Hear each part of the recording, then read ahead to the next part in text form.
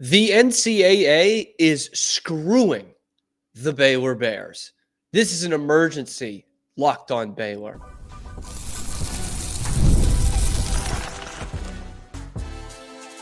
You are Locked on Baylor, your daily podcast on the Baylor Bears. Part of the Locked On Podcast Network, your team every day. Hello there, Bears fans. Welcome to an emergency Locked on Baylor. I'm your host, Cam Stuart of ESPN Central Texas and the Cam Show on YouTube. Appreciate you guys making it your first and second and third listen every day. But listen, we had to talk about this. Ashtyn Hawkins reveals on Instagram Live on Tuesday night that he's no longer eligible. The NCAA has taken away his last year of eligibility, which is, we didn't think he was coming back after the season. But then he gets the waiver from the NCAA saying, oh yeah, those JUCO years don't count anymore. You've got another year of eligibility. They did it for him. They did it for Diego Pavia of Vanderbilt and seemingly plenty of other student athletes. That was a big lift for Baylor. This was your second leading receiver. And it changed a lot of things in terms of how we looked at going into the 25 season, about how Dave Aranda and his staff handled the wide receiver position in the transfer portal and in recruiting and things like that. And on May 13th,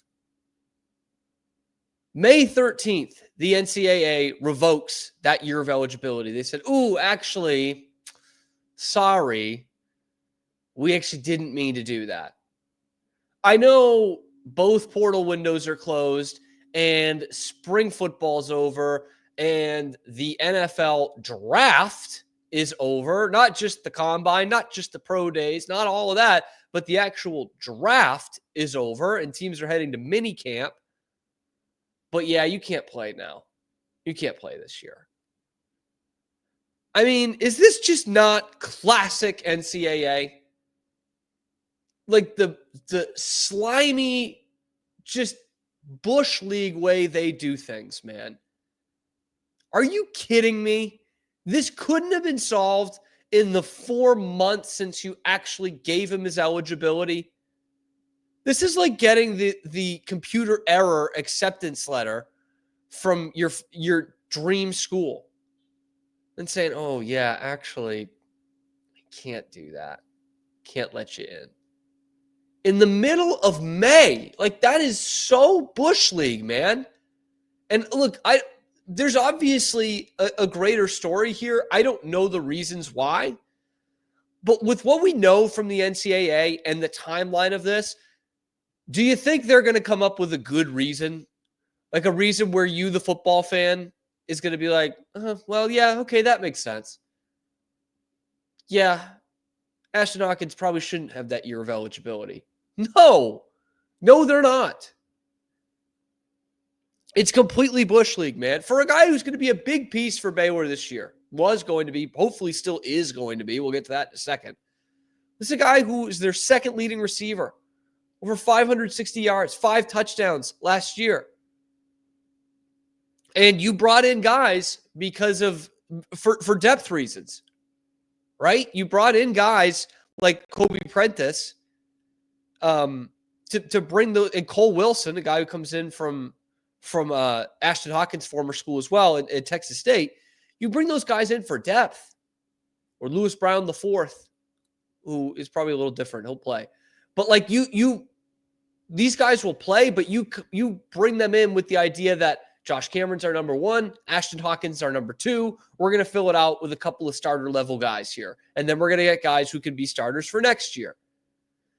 And then bam, all of a sudden in the middle of May, they take away your second leading receiver.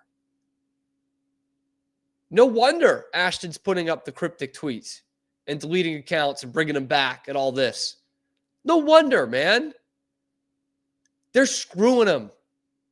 Middle of May. How is that fair? How is that fair to anyone? How is that fair to student athlete or to team or to conference? Like, how is that fair, man? You can't figure it out what you did wrong. You can't cover your own butt in the 3 months between you giving the giving the extra year of eligibility, and at least when the window closes, at least give the kid a chance to maybe appeal it, find somewhere else to go. No, now he's locked in. It's the end of the school year, and it's the end of impressing anybody in the transfer portal, and now he can't play. And I say at the least, I mean, they should have had this figured out right away. Within a couple weeks, give the kid a shot to put his name in the NFL draft. Go to the combine, go to the Senior Bowl if he can, do a pro day. Nope. NCAA takes all those chances away from you and then says you're not eligible. Boy, I'm so glad we have a governing body to help the student athlete. And the responses on social media anyway, it was not surprising.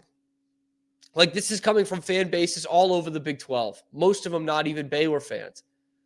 Of like, NCAA, slimy. Can't believe they did this. Like, everyone's on the same page here. And I defy anybody, any fan of college football, not just the Baylor fan, to find a reason, whatever the NCAA can cook up, that you think is justified for pulling a kid's eligibility on May 13th. I know the situation was building, so it technically was probably May 7th or whatever. But from my sources and what I've heard on this situation, this did all start to creep up after spring football. And that means after the NFL draft as well, and well after the NFL draft process. Haven't heard anything on Diego Pavia. Haven't heard anything on him. He's going to be the starting quarterback for Vanderbilt this year. I haven't heard anything there on revoking his eligibility. Haven't heard it for anybody else. I don't know what the deal is here, but that is so slimy by the NCAA and so patented NCAA. This is why some people who aren't in the Big Ten or the SEC, that aren't just looking for a super league, are trying to move past this organization. And this is just more ammo for the other guys not in those major conferences to get on board and get rid of the NCAA. Now, there is a silver lining to this, or I guess some hope to this. I don't know if it's a silver lining. That's probably the wrong term for it, because that would mean he's not coming back. But hey, at least, he's got his health. The bonus of this is that Baylor's responded. And Baylor's not taking this lightly. They're not just like, oh, we'll go with the NCAA investigation. No. Okay, Sikkim 365 had a good story last night, like late last night on Tuesday, to kind of break this all down. And this was a spokesperson for the athletic department gave a quote saying, quote, "We intend for Ashton to be part of our program this upcoming season and are actively working with the NCAA to explore all eligibility options." We'll have no further comment at this time, but they say, "We expect Ashton to be a part of this team." Okay, let's find it out, because take their butts to court if you need to, man, because I can't understand how the NCAA would be allowed to do that. Just, the kid didn't break a rule. He's not academically ineligible. He didn't get arrested. You told him he could play. Nothing changed from Ashtyn Hawkins' side of things. Apparently nothing changed from the grand NCAA rule side of things. And then you just took it away after the kid has no chance to do anything to further his career. You take it away from him. I can believe it, but truly I can't believe it. And it'll be fascinating to see how Baylor handles this, what they're going to do going forward. We will talk about that on the show tomorrow, Thursday's show. Supposed to have a guest for that, so stay tuned for that Thursday show that we will have coming to you on YouTube and, of course, wherever you get your podcasts as well. But, guys, make your voice heard.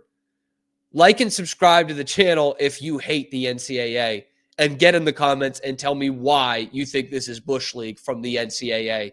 Let me know in the comments. Like the video, subscribe to the channel. Helps me keep my job, and it's completely free. We are on the march towards 4,000 subscribers, and we need your help to get there.